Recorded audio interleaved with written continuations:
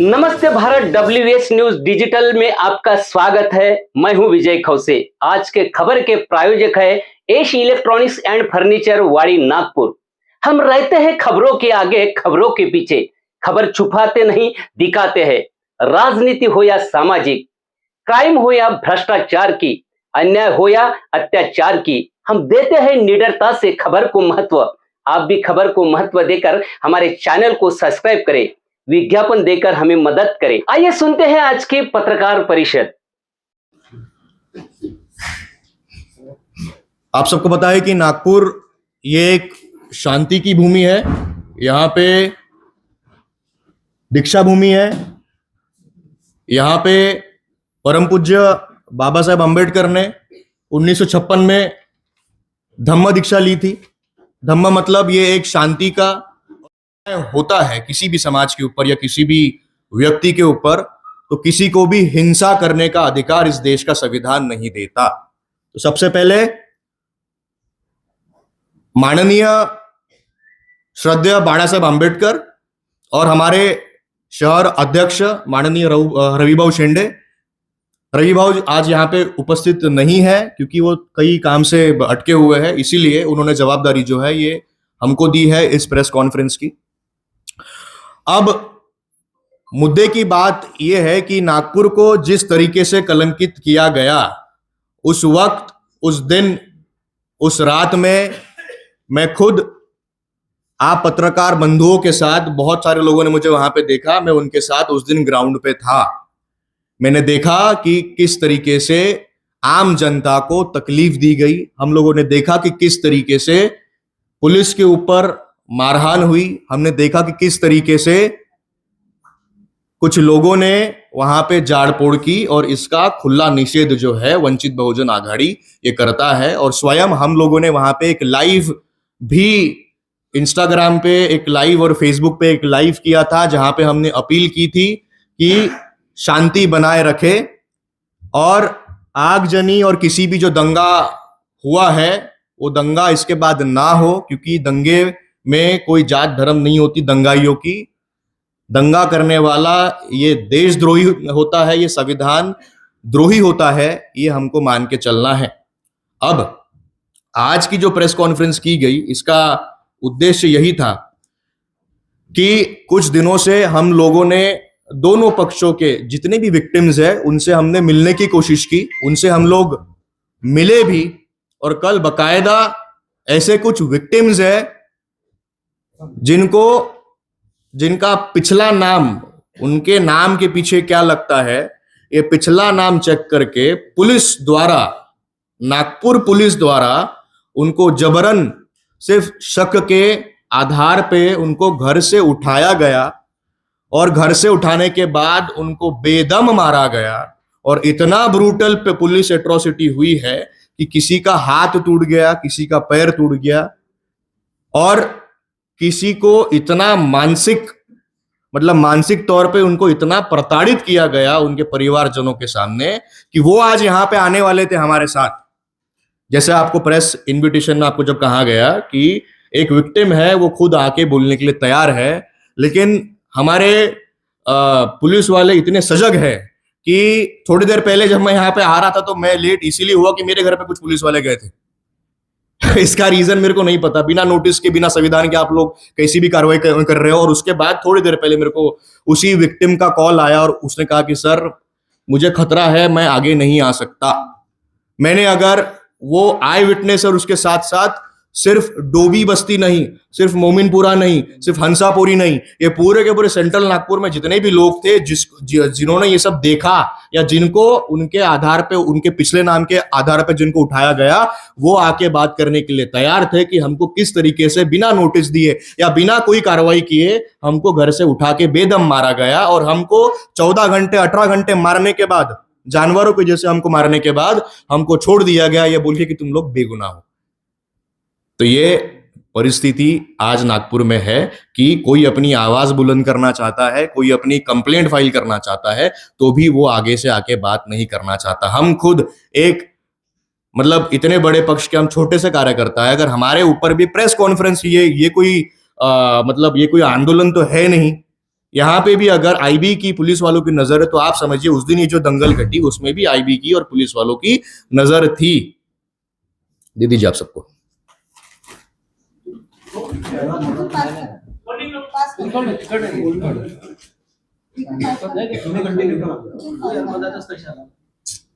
ठीक है, आप उसको रख दो, पास कर लेंगे वो। में एक व्यक्ति एक दूसरे पक्ष का वो वहां पे काम कर रहा था उस दिन, उसका सीसीटीवी फुटेज उसके पास है, उसके साथ साथ और 6 लोग थे, वो अपने घर पे ही थे। उनका भी, उनके बस्ती के जो लोग हैं उनका खुद कहना है कि ये लोग हमारे सामने इफ्तारी कर रहे थे। उनको बेदम रात में उठाया गया और उनको ये बोला गया कि हमारे पास फुटेज और तुम उस दंगे में शामिल थे, उनको भी मारा गया। इसकी जवाबदारी जो है क्या वो होम मिनिस्ट्री ने लेनी चाहिए, ये हमारा उनसे सवाल है। बहुत सारे सवाल है जो पुलिस के ऊपर भी उठते हैं। बेशक पुलिस वालों की वजह से दंगा रुका, बेशक पुलिस वालों ने उनका काम बेहतरीन किया, लेकिन क्या ये निष्पक्ष कार्रवाई हुई है, इसके ऊपर एक बहुत बड़ा प्रश्न चिन्ह है। आप देखिएगा कि नाम के आधार पे अगर उठा के मारा जा रहा है तो कुछ लोग जो है वो खुले में आके, मतलब इनके कार्यकर्ता छोड़िए, इनके छुड़वैया, इनके नेता छोड़िए, इनके बजरंग दल के लोग छोड़िए, उनको सबको छोड़ दीजिए। इनके कैबिनेट मिनिस्टर, आप लोग रोज खुद कवर कर रहे हो इस चीज को, इनके कैबिनेट मिनिस्टर खुद आके क्या क्या अनाप शनाप ये लोग बयान दे रहे हैं, तो क्या इनके ऊपर माननीय मुख्यमंत्री, माननीय गृह मंत्री जो नागपुर से ही आते हैं, नागपुर के ही बेटे, और नागपुर के गढ़ में अगर ये सब हो रहा है तो इसकी जवाबदारी उन्होंने ली है क्या, ये हमारा सवाल है उनसे। आप देखिएगा कि कुछ महीनों पहले जब सोमनाथ सूर्यवंशी को जब कस्टोडियल डेथ में जब उसको मारा गया, कस्टडी में लेके जब उसको मारा गया, तब छाती ठोक के हमारे माननीय मुख्यमंत्री ने कहा कि उसकी जो मृत्यु हुई है वो दमा की वजह से हुई है। और अभी जो अहवाल हमारे पास आया, और माननीय श्रद्धेय बाबा साहेब अम्बेडकर ये एक इकलौते व्यक्ति थे जिन्होंने संविधान का मार्ग अपना के अब वो एक न्यायालयीन प्रक्रिया में है, और अब मुझे ये और सबको ये उनसे आशा है कि सोमनाथ के परिवार को यहाँ पे न्याय मिलेगा। लेकिन क्या सोमनाथ के अलावा जितने एट्रोसिटीज पुलिस वाले कर रहे हैं या जितने एट्रोसिटीज ये गृह मंत्रालय के जो लोग करवा रहे हैं, इसके ऊपर कौन प्रश्न चिन्ह उठा रहा है, ये हमारा सवाल है। आपके खुद साथी लोगों ने जिन्होंने दोनों बाजुएं दिखाई, आपके पत्रकारों ने, नागपुर के ऐसे लोकल डिजिटल मीडिया के भी लोग हैं जिन्होंने दोनों पक्ष दिखाया कि दोनों पक्षों के ऊपर पथराव हुआ, दोनों पक्षों के लोगों ने पथराव किया, लेकिन कार्रवाई सिर्फ एक पक्ष के ऊपर हो रही है, तो उस पत्रकार को भी पुलिस के द्वारा अरेस्ट किया गया और पहले उसको नोटिस दिया गया 152, मतलब देशद्रोह, राजद्रोह, और जब एफआईआर होती है तो उसमें राजद्रोह नहीं होता। तो क्या पत्रकारिता की आवाज को भी दबाने की ये जो षड्यंत्र चल रहा है, इसके ऊपर भी वंचित बहुजन आघाड़ी जो है वो एक प्रश्न चिन्ह खड़ा कर रहा है। आप देखिएगा कि हम लोगों ने जब ये बात रखी, जिम्मेदारी से रखी कि कुरान की जितनी भी आयत है उसमें कहीं पे भी पत्थर उठा के मारना लिखा हुआ नहीं है। चाहे वो भगवत गीता पढ़िए, चाहे आप कुरान पढ़िए, कहीं पे भी पत्थर उठा के मारना ये सिखाया किसी भी धर्म ने नहीं है। तो जिन दंगलियों ने, जिन दंगाइयों ने ये सब किया, उनके ऊपर तो आप बिल्कुल कार्रवाई करो, लेकिन क्या संविधान ने आपको अधिकार दिया है क्या, अगर मैं मर्डर करता हूं तो इसके लिए जिम्मेदार मेरे मां बाप है क्या? कुछ दिनों पहले जो मुख्य आरोपी है, जिसको मास्टरमाइंड बताया गया, जो अभी तक कोर्ट में प्रूव नहीं हुआ है, ये एक न्यायालयीन प्रक्रिया है, और वो अगर प्रूव होता है उसको कड़ी से कड़ी सजा देनी चाहिए। लेकिन क्या उसके मां बाप को देनी चाहिए? उसकी माता जी के नाम पे वो घर था फहीम खान के। महानगर पालिका इतनी सजग है और इतनी अच्छी और इतनी अनकरप्टेड है कि महानगर पालिका ने 90% यहाँ के जो घर है नागपुर के और जो रेसिडेंशियल बिल्डिंग है वो सैंक्शन ही नहीं है। सैंक्शन प्लान में तो वो है ही नहीं, तो क्या उनको तोड़ा गया? 48 घंटों के अंदर मैंने एक आरटीआई फाइल किया था, ये मैं आप पत्रकारों को बिल्कुल बताना चाहूंगा। ये आरटीआई मैंने फाइल किया था महानगर पालिका और एनआईटी के ऊपर कि आपने, ये लक्ष्मीनगर जोन का है, ये लक्ष्मीनगर जोन में कितने जो कमर्शियल जो हॉस्पिटल्स है या कमर्शियल जो बिल्डिंग है जो अनसैंक्शनड है, जिनके पास पार्किंग नहीं है या जिन्होंने यूएसी मतलब अनऑथोराइज कंस्ट्रक्शन किया है, उनके ऊपर कार्रवाई कब की गई? तो ये मैं आश्चर्यचकित होता हूं। यहाँ पे महानगर पालिका जो 48 घंटों के अंदर गरीबों के मकान बुलडोजर की कार्रवाई करने के लिए जो तैयार है, यहाँ पे क्लियर लिखा हुआ है कि मान के चलिए यहाँ पे एक गेटवेल हॉस्पिटल है धंतोली में, यहाँ पे उनको अनऑथोराइज कंस्ट्रक्शन के लिए 2 अप्रैल 2024 को उनको नोटिस दिया गया और उनको कब तोड़ा गया? 7 जून 2024। 7 जून 2024। तो ये कौन सा संविधान है मेरे भाई, जहां पे अगर आरोपी ने दंगा किया है तो उसके मां का घर तोड़ना, उसको बेघर करना? ये बाबा साहेब का तो संविधान नहीं बोलता, शायद मनुस्मृति का बोलता होगा। और यही हमारा जो गृह मंत्रालय है वो मनुस्मृति लागू करने की यहाँ पे कोशिश कर रहा है। इसका भी हम लोग निषेध करते हैं। हम लोग किसी भी हिंसा, किसी भी जाड़पोड़ का हम लोग समर्थन नहीं करते, लेकिन इसी के बहाने अगर आप किसी भी बेगुनाह को अगर आप उठा के बेदम मार रहे हो, चाहे वो एक पत्रकार हो, चाहे वो एक युवा हो, शक के आधार पे उसको अगर आप मार रहे हो, तो एक न्यायालयीन प्रोसीजर है। यहाँ पे पुलिस डिपार्टमेंट के कई लोग यहाँ पे बैठे हुए हैं, उनको पता है कि अगर किसी भी आरोपी के घर जाना है या किसी भी आरोपी को अगर अरेस्ट करना है तो उस आरोपी को एक नोटिस दिया जाता है। तो मतलब इसकी जो पुष्टि है, ये मैं आपको जो बता रहा हूं, इसकी पुष्टि सरकार ने करनी चाहिए। सरकार ने कहा कि हम लोगों ने कितने किए, उन्होंने एफआईआर कुछ पता है कितने? 12 एफआईआर किए। हमारे पास जो जानकारी आई है कि कम से कम 1200 लोगों को डिटेन करके नागपुर के लॉकअप में रखा गया है अनडॉक्यूमेंटेड, मतलब उसका कहीं पे भी डॉक्यूमेंटेशन नहीं है। इसकी जो पुष्टि है ये मैं नहीं करता, इसकी पुष्टि गृह मंत्रालय ने खुद करनी चाहिए। अगर आप किसी भी आरोपी को अगर आप उठा रहे हो तो पुलिस डायरी में उसका नोंदनी होता है ना। तो जिन भी लोगों को उठा के बेदम मारा गया उनका तो रिकॉर्ड कहीं ना कहीं होगा। तो उसके लिए जो है वो पुलिस डिपार्टमेंट ने आगे से आके बताना चाहिए कि हम लोगों ने पुलिस एट्रोसिटीज नहीं की है। तो संविधान की धज्जियां यहां पे उड़ाई जा रही है, ये आपको समझना पड़ेगा। यहां पे औरंगजेब का जो मैटर है, यहां पे किसी भी मुसलमान को औरंगजेब की कब्र से कोई फर्क नहीं पड़ता। ये फूले शाहू अंबेडकर का महाराष्ट्र है, ये यूपी और बिहार नहीं है जहां पे आप बहाने बना के बुलडोजर की कार्रवाई करोगे। संविधान ने हक दिया है और ये हक जो है हर एक अधिकारी का है। यहाँ पे क्रिमिनल जस्टिस एक्ट भी है, जहां पे एक क्रिमिनल प्रूफ होने के बाद कोर्ट न्यायालयीन प्रक्रिया उसको एक मौका देती है अपने आप को प्रूफ करने का। तो बुलडोजर की कार्रवाई जब हुई तो माननीय न्यायालय ने अभी कुछ दिनों पहले एक डिसीजन दिया था, स्टे ऑर्डर दिया था और पुलिस डिपार्टमेंट के ऊपर और महानगर पालिका के ऊपर फटकार भी लगाई थी कि आपने कैसे क्या इस जुडिशरी मैटर के ऊपर आपने तुरंत कार्रवाई कर दी।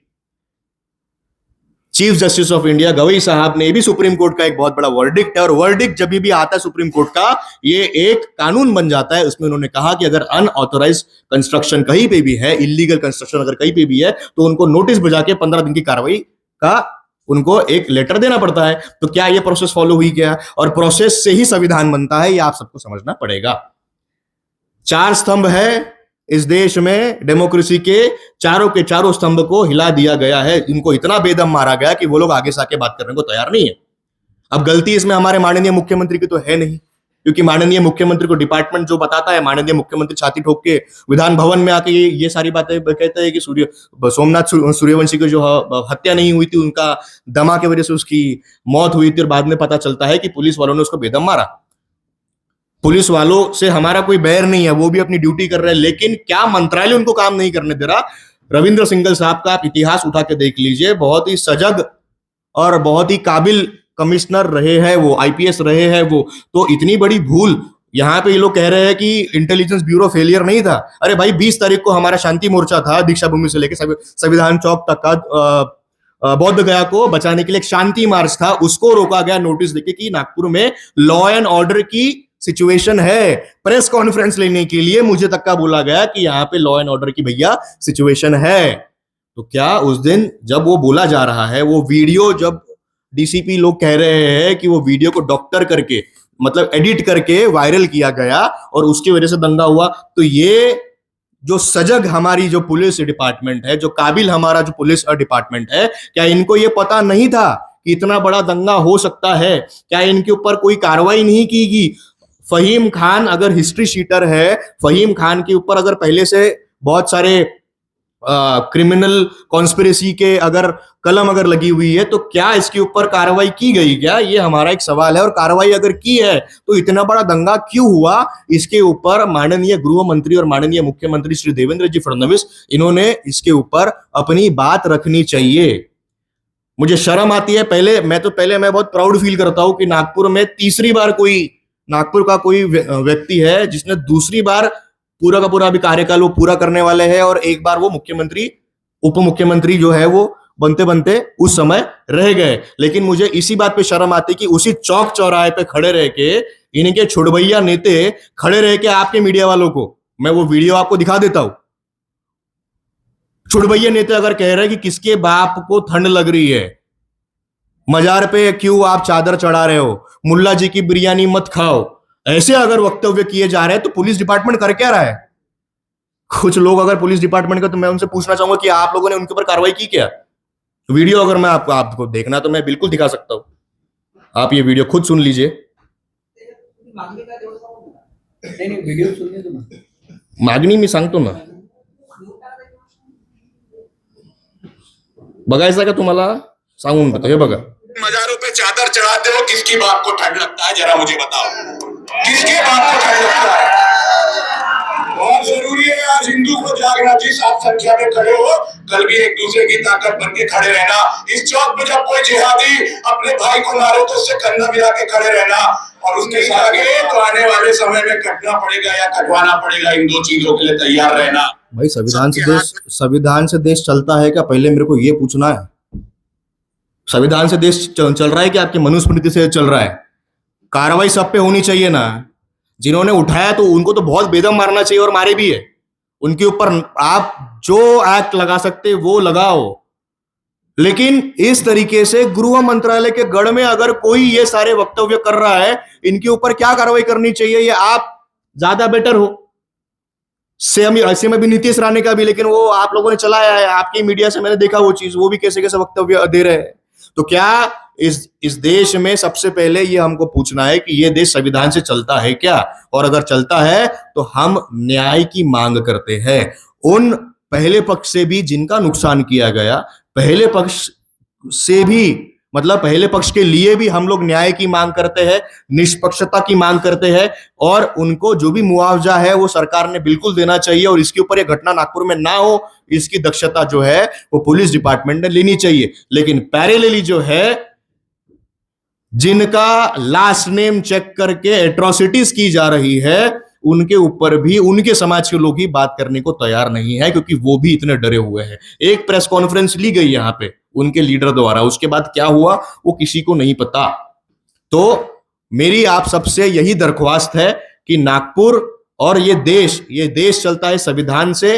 नागपुर ये एकता की भूमि है, एकता बनाए रखे, शांति बनाए रखे, और किसके ऊपर भी अगर अन्याय होता है तो न्यायालयीन प्रक्रिया है। लेकिन इसके ऊपर जो एग्जीक्यूटिव बॉडी बैठी हुई है, इसके ऊपर जो लेजिस्लेटिव जो बॉडी बैठी हुई है, वो चुपचाप बैठ के तमाशा देख रहे हैं। देवेंद्र जी फडणवीस क्लियर कहते हैं कि नीतीश राणे जो है वो मेरे अच्छे लिस्ट में है, और हमारी जो सरकार वो हिंदुत्ववादी है, इसीलिए हम लोग डिमांड, मैंने क्लियरली आप लोगों को बोल दिया, हमारी डिमांड बहुत क्लियर है कि निष्पक्षता से जांच होनी चाहिए, और दोनों पक्षों के ऊपर जिन्होंने भी ये पथराव किया है उनके ऊपर कड़ी से कड़ी कार्रवाई होनी चाहिए। और अगर पुलिस वाले किसी को भी डिटेन करते हैं तो उसका भी एक प्रोसेस है, वो प्रोसेस को फॉलो करना चाहिए। अगर अनडॉक्यूमेंटेड आप किसी को घर से उठा रहे हो तो वो किडनैपिंग है, वो किडनैपिंग कहा जाता है। आप नीतीश राणे के बारे में बात कर रहे थे, नीतीश राणे ये खुद कहते हैं कि मैं मुख्यमंत्री के अच्छे लिस्ट में हूं, और मुख्यमंत्री जी कहते हैं कि मैं हिंदुत्ववादी हमारी सरकार है और मैं उनको नहीं रोक सकता। तो कृपया करके आपने राजीनामा दे देना चाहिए। अगर आप इस देश के आप इस महाराष्ट्र के आप मुख्यमंत्री, और आपने जब शपथ ली थी तो आपने संविधान के ऊपर हाथ रख के आपने शपथ ली थी। भले ही आप एक पार्टी के नेता होंगे, लेकिन आप जब इस महाराष्ट्र के मुख्यमंत्री है तो आप हिंदू, मुस्लिम, सिख, ईसाई, regardless of the caste, regardless of the gender, regardless of the religion, आप सबके मुख्यमंत्री है, तो कार्रवाई जो है ये सब पे होनी चाहिए। इतनी हमारी मांग है।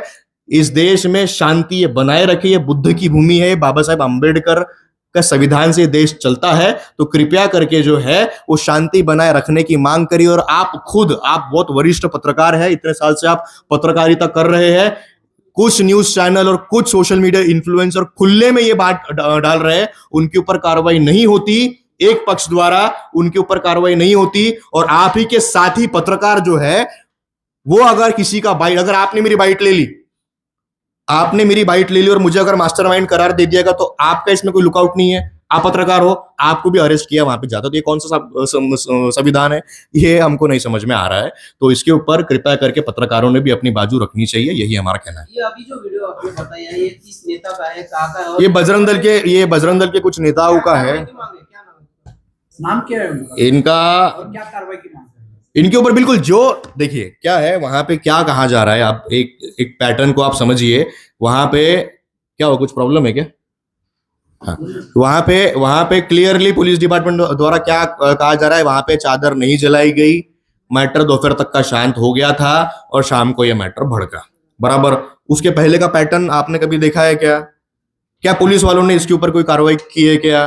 वो एक पूरा का पूरा पैटर्न है। जिस तरीके से प्रोवोकेटिव स्टेटमेंट्स आ रहे थे, जिस तरीके से क्लियरली ये कहा जा रहा था एक समाज को नाम लेके, तो यार सबके फेथ है, सबके बिलीव है, सबके विश्वास है। मेरी खुद की बीवी जो है वो हिंदू है, तो हमको हिंदू मुसलमान यहां पे करना नहीं है। आपको औरंगजेब की तस्वीर सामने लेके आके आपको बद के पीछे, पर्दे के पीछे आपको हिंदू मुसलमान करना है। पिछली बार तो बाबा साहब अंबेडकर ने ये रोक लिया था। पिछली बार बाबा साहब अंबेडकर ने दोनों समाज को एकत्रित करने की कोशिश की थी और तब जाके महाराष्ट्र में दंगल नहीं हुई। लेकिन क्या इस बार ये माननीय मुख्यमंत्री खुद क्यों नहीं करते? कल मोदी जी आ रहे हैं यहाँ पे, हमारी क्लियर उनसे मांग है कि जैसे आप जगहों पे जा रहे हो वैसे ही आपने एक बिल्कुल पीस कमेटी आपने बनानी चाहिए, और आप जो है जहां जहां पे दंगे वहां पे आपने विजिट करना चाहिए। जिस माँ का घर तोड़ा गया वो भी तो आपके देश के नागरिक है ना, तो उसके पास भी आपको जाना चाहिए। आपने कहा है कि जिन्होंने ये दंगाइयों का मकान तोड़ा है वो अधिकारियों पे कार्रवाई की जाएगी और बहुत जल्दी निलंबित होने वाले। ये किसी के बाप का देश तो है नहीं, ये देश संविधान से चलता है। तो भैया आपको संविधान, वो कोई भी हो, चाहे वो कार्यकर्ता हो पार्टी के, चाहे वो पत्रकार हो, चाहे वो पुलिस हो, चाहे वो नेता हो, सबको संविधान मानना पड़ेगा। अगर आप उठे सूटे कुछ भी अगर आप आपके मन से करोगे तो ये गलत है ना। किसी का घर तोड़ना, जो इसमें इन्वॉल्व तक का नहीं है, किसी का घर तोड़ना, इसका हम लोग क्लियरली यहाँ पे निषेध करते हैं। न्यायालयीन लड़ाई लड़ते बिल्कुल, हम लोग न्यायालयीन लड़ाई लड़ते हैं। हम लोग रास्ते पे उतरे तो पता है ना क्या होता है, तो हम लोग न्यायालयीन लड़ाई लड़ रहे हैं जो इम्पैक्टफुल है। सोमनाथ सूर्यवंशी को बहुत जल्दी न्याय मिलेगा। लेकिन जिन्होंने भी ये बुलडोजर जो यूपी मॉडल यहाँ पे लेके आना चाहते, जिनको लगता है कि 2029 में मोदी जी रिटायर हो जाएंगे और प्रो हिंदुत्व की पॉलिटिक्स करके मैं अगर प्रधानमंत्री के रेस में रहूंगा, तो ये गलत है। ये फुले शाहू आंबेडकर की भूमी है, यहाँ पे यूपी मॉडल हम लोग चलने नहीं देंगे। इथे जर माझ्यावर कोणती कारवाई करत आहेत ना, तर मला त्यांनी नोटीस पहिले बजावलं। त्या नोटीस मध्ये जे त्यांनी कलमा लिहिलेला है उसके आधार पर मेरे को उठाया गया और उसी का एफआईआर होता है। पहले आप बोलते हो कि आपने राजद्रोह किया, आपकी वजह से दंगा हुआ है। सुनो ना, आपकी वजह से दंगा हुआ है, ये लोग वो कह रहे हैं, बाद में वो लोगों ने एफआईआर में उसको हटा ही दिया। तो ये लीगली बहुत, म्हणजे याला आपण म्हणू की यांनी खूप मोठा इथं घोळ केलेला आहे, हे आमचा आरोप है। माननीय मुख्यमंत्री बहुत पढ़े लिखे हैं, माननीय मुख्यमंत्री बहुत काबिल है और करेंगे वो उनको जो करना है। क्या उनके ऊपर बोले हम लोग? जब क्लियरली जब पुलिस, मतलब महाराष्ट्र तो ये सबसे आखिरी में है कस्टोडियल डेथ में, पहले नंबर पे नहीं है भाई। पूरे के पूरे देश में महाराष्ट्र कस्टोडियल डेथ में नंबर 1 पे है, तो फिर आप कैसे इसको डिफेंड करोगे? बताएगा वक्त बताएगा। माननीय श्रद्धेय बाबा साहब अंबेडकर और हम उनके कार्यकर्ता, हम लड़ाई लड़ रहे हैं, हम अन्याय तो नहीं होने देंगे। इसको सरकार ने ध्यान से, इसकी सजगता से इसको सोचना चाहिए कि अंबेडकर पहले भी थे और अंबेडकर आज भी है। संविधान के रक्षक है, संविधान से ये देश चलता है। हम अन्याय तो नहीं होने देंगे किसी के भी ऊपर। परिवार की बेटी, सॉरी, फहीम खान के परिवार से मिले क्या? नहीं, फहीम खान के परिवार से नहीं मिल पाए हम लोग। लेकिन जितने जो विक्टिम्स थे और जिनका नाम कहीं पे भी नहीं है, मैं आपसे, आप पत्रकारों से मैं एक विनती करूंगा, कृपया करके ऐसे, आपके तो बहुत सारे सोर्सेस है, आप खुद जाके एक बार उनसे मिलिए और आप उनकी हालत देखिए, आपके रोंगटे खड़े हो जाएंगे. उनका डॉक्युमेंटेशन काही पे है ही नाही.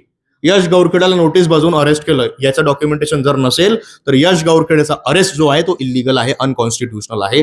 तेच या पोलीस डिपार्टमेंटनी केलेलं आहे. आणि जर पोलीस डिपार्टमेंटनी खूप चांगलं काम केलं असेल, म्हणजे उनके अंदर अगर बहुत काबिलियत है अच्छा काम करने की, सजगता से काम करने की, तो प्रोबेबिलिटी है कि होम मिनिस्ट्री जो है इनको काम करने नहीं दे रही है.